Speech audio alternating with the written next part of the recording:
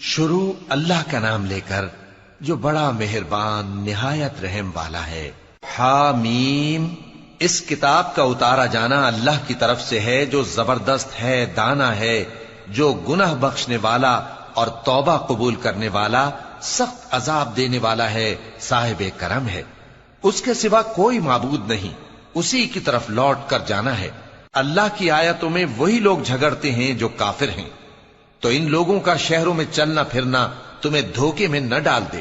ان سے پہلے نوح کی قوم اور ان کے بعد اور امتوں نے بھی پیغمبروں کی تکذیب کی، اور ہر امت نے اپنے پیغمبر کے بارے میں یہی قصد کیا کہ اس کو پکڑ لیں اور بیہودہ شبہات سے جھگڑتے رہے کہ اس سے حق کو زائل کر دیں، تو میں نے ان کو پکڑ لیا، سو دیکھ لو میرا عذاب کیسا ہوا۔ اور اسی طرح کافروں کے بارے میں بھی تمہارے پروردگار کی بات پوری ہو چکی ہے کہ وہ اہل دوزخ ہیں۔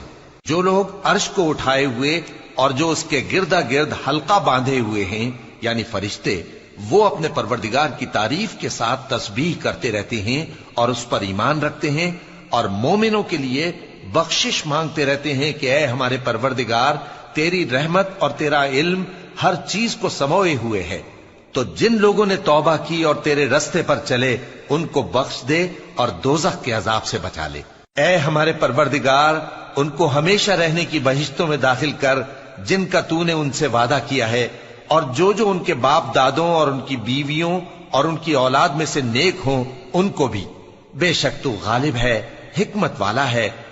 اور ان کو بری حالتوں سے بچائے رکھیو، اور جس کو تو اس روز بری حالتوں سے بچا لے گا تو نے بے شک اس پر مہربانی فرمائی، اور یہی بڑی کامیابی ہے۔ جن لوگوں نے کفر کیا ان سے پکار کر کہہ دیا جائے گا کہ جب تم دنیا میں ایمان کی طرف بلائے جاتے تھے اور مانتے نہیں تھے تو اللہ اس سے کہیں زیادہ بیزار ہوتا تھا جس قدر تم اپنے آپ سے بیزار ہو رہے ہو۔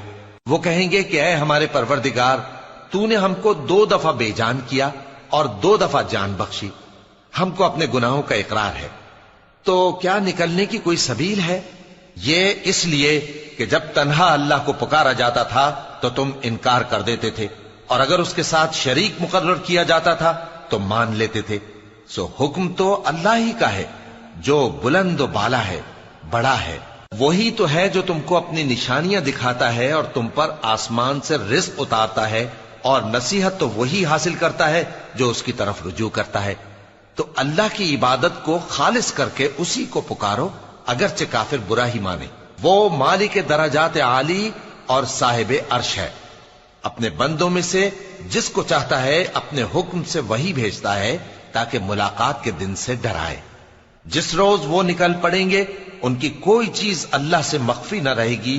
سوال ہوگا آج کس کی حکومت ہے؟ جواب ملے گا اللہ کی، جو اکیلا ہے، بڑا زبردست ہے۔ آج کے دن ہر شخص کو اس کے اعمال کا بدلہ دیا جائے گا، آج کسی کے حق میں بے انصافی نہیں ہوگی۔ بے شک اللہ جلد حساب لینے والا ہے۔ اور ان کو قریب آنے والے دن سے ڈراؤ جبکہ دل غم سے بھر کر گلوں تک آ رہے ہوں گے۔ ظالموں کا کوئی دوست نہیں ہوگا اور نہ کوئی سفارشی جس کی بات قبول کی جائے۔ وہ آنکھوں کی خیانت کو جانتا ہے اور جو باتیں سینوں میں پوشیدہ ہیں ان کو بھی، اور اللہ سچائی کے ساتھ فیصلہ فرماتا ہے، اور جن کو یہ لوگ پکارتے ہیں وہ کچھ بھی فیصلہ نہیں کر سکتے۔ بے شک اللہ سننے والا ہے، دیکھنے والا ہے۔ کیا انہوں نے زمین میں سیر نہیں کی تاکہ دیکھ لیتے کہ جو لوگ ان سے